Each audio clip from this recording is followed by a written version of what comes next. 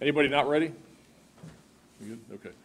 So we've got two things we're going to do here this morning. First, to recognize Sharon Scroggins for her efforts in helping Deputy Rick Tipton, and then the second, then we'll get to, which is the beach reentry program that we're announcing this morning. First, we want to recognize Sharon. This is an incident that occurred on January 31st, 2015, a little after 4 o'clock in the morning. Sharon was taking her 83-year-old father to a walk-in clinic because he was ill.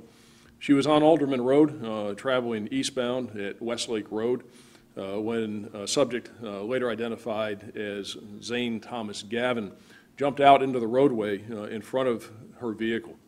Sharon applied the brakes, and she was slowing to a stop when Gavin fell onto the hood, and he began then banging on the hood of her car and fell to the ground. Deputy Rick Tipton was patrolling on Alderman Road in the area when he observed what he thought was a pedestrian vehicle crash. Deputy Tipton called it out on the radio and activated the emergency equipment on his cruiser to stop and protect the scene. But as Deputy Tipton got out of his car, Gavin got up, and Deputy Tipton approached him to check on him. And without any warning at all, Gavin struck Deputy Tipton in the head, knocking his glasses off, stunning him, and it was a very, very hard blow. Gavin's a big guy.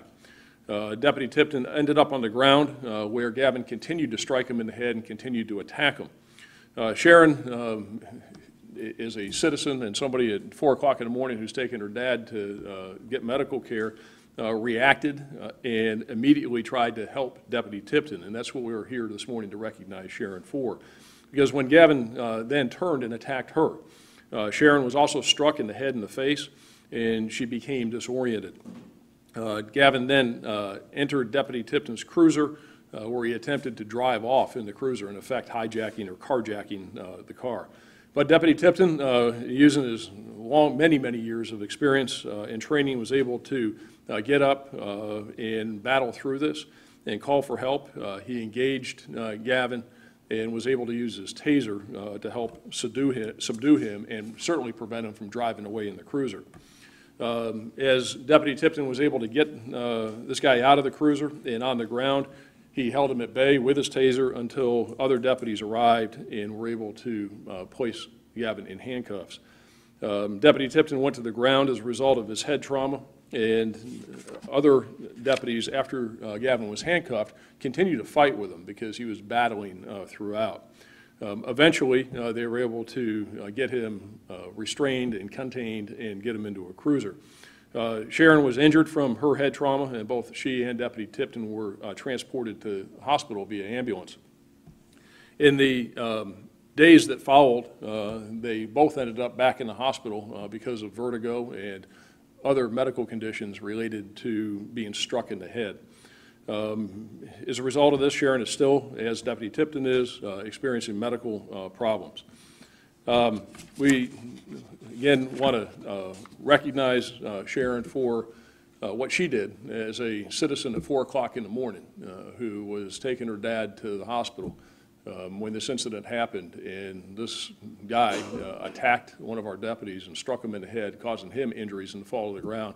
And as a citizen, she put herself in harm's way, and we want to recognize Sharon for that. So Sharon, if you would come up, we have a plaque for you, and we want to recognize it. So.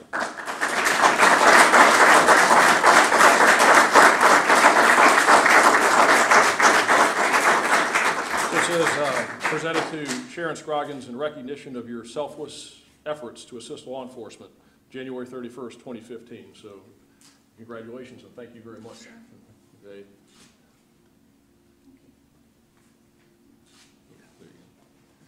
And I'll give that to you and let you say whatever you want to. And Deputy Rick Tipton is here, and I think he'll make a couple comments, and then whatever questions you have, we'll be happy to answer them. Sure. This is uncomfortable for me because I like giving better than receiving, one of those kind of people. I just have a short thing to say. Normally I don't need to write my thoughts down because I'm having a hard time remembering things, so I had to write my thoughts down. Thank you for this honor of recognition, but I truly look at this as another example of what is great about police officers It seems to me more and more negative is happening and being said every day about our police. After being involved in a life-threatening incident, I couldn't be more thankful for the character of each one of these officers. I feel I did what any person would do when you see someone that needs help. I think the lesson here is when your life could be in jeopardy, Pinellas deputies will rise up and protect their citizens. Oh, and if you don't know how to fight, make sure you always carry a mace. Thank you.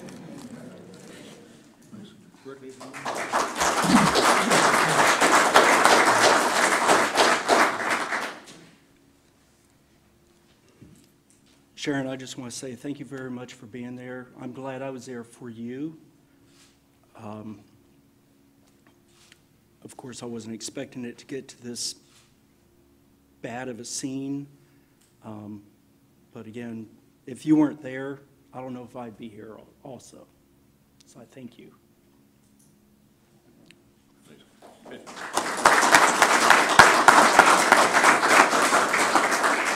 Anybody have any questions for them? Anybody want to ask anything? Okay. All right, well, thanks, Rick. We wish you all the best. If you need anything, let us know. Okay, hang in there. And Sharon, thank you very much, and we appreciate it. Thank you.